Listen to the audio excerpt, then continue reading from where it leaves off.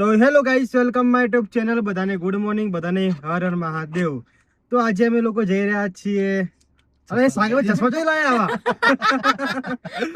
તો આજે અમે લોકો જઈ રહ્યા છીએ અંબાજી દર્શન કરવા માટે, કેમ કે અમારા ચિરાગ કુમાર અને અમારા સાગરભાઈ અમદાવાદથી સ્પેશિયલ અહીંયા આવ્યા હતા.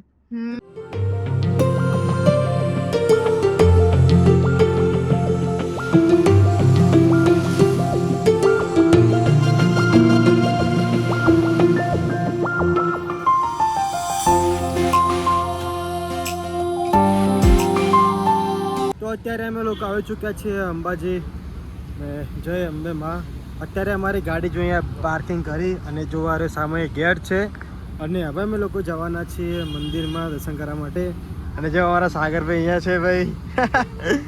તો અત્યારે અમે લોકો જઈ રહ્યા છીએ મંદિરની અંદર અને અમે લોકો વીઆઈપી દર્શન કરવાના છીએ. અને જોવાનું માર્કેટ છે ગાઈસ.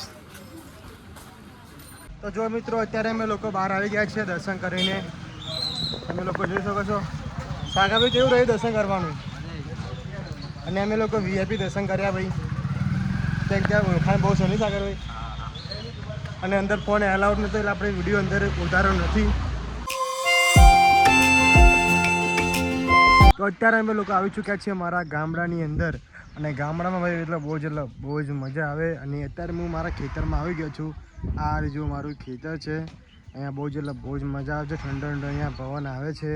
તો કન્ટિન્યુ બ્લોગ જોવાનું ભૂલતા નહીં. અને હા, તમે લોકો મારી ચેનલમાં નવા હોય તો લાઈક અને સબસ્ક્રાઈબ કરવાનું ભૂલતા નહીં. તો જો અત્યારે અમારા ભગીમાનું અત્યારે અહીંયા સાપરું બનાવે છે. તમે લોકો જોઈ શકો છો. જો એ ભગીમાં સાપરું બનાવો એટલે નાનું બનાવો. તમારે કેટલી ભેંસો? 4 ભેંસો. દૂધ કેટલું આપો રોજનું? ગાભણ. સાપરું કેવું બનાવવાનું એવું? તો જો અમારા બધા ભાઈઓ અત્યારે બધું નીચે ઉતારે સામાન. અને આડી હિંગોળું નાખવાની છે અહીંયા. અને અમારા જો કનુભાઈ છે અમારા.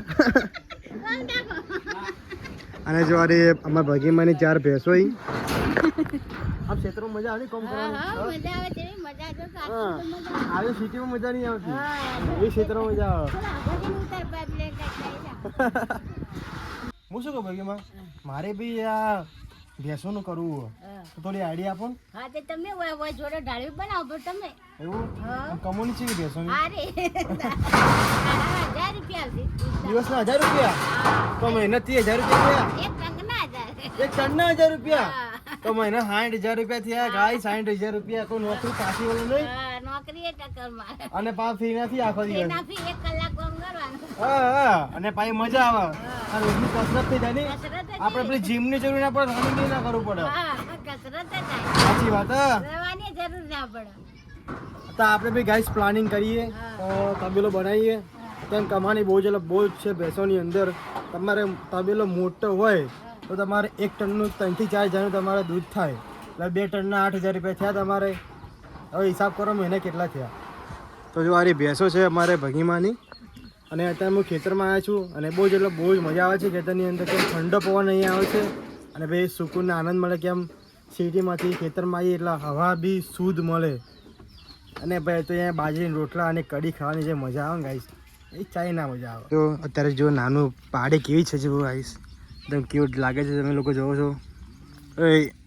તો મિત્રો જો આપણે ડિફેન્ડર અહીંયા પડી. જો આપણે ડિફેન્ડર હવે આપણે એને લઈને જઈએ ઘરે.